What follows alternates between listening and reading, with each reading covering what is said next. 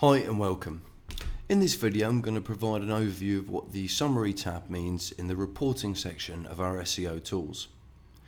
Now our SEO web crawler goes away and crawls any site that you specify.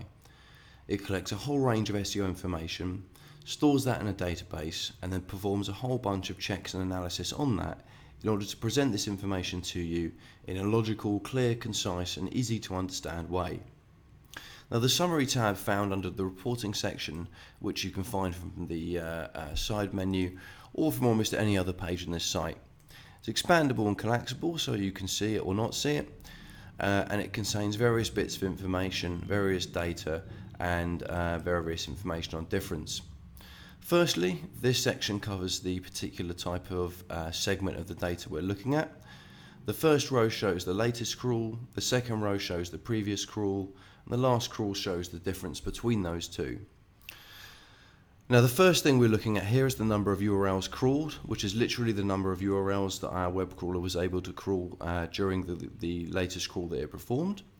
If a crawl was stopped or paused or interrupted for any reason, or there was some kind of error, the number of URLs crawled may not reflect the number that was actually found.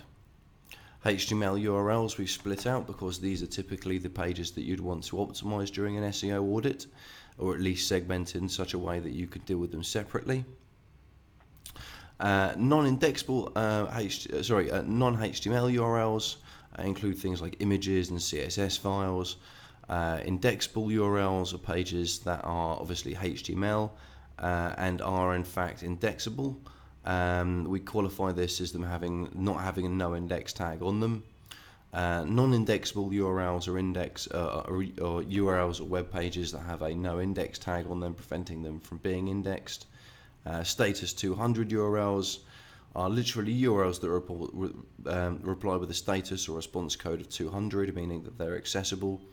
And then non-status 200 URLs are all of the URLs that return a status code either other than 200. So this could be a redirect or a broken link or a server error or anything else at all.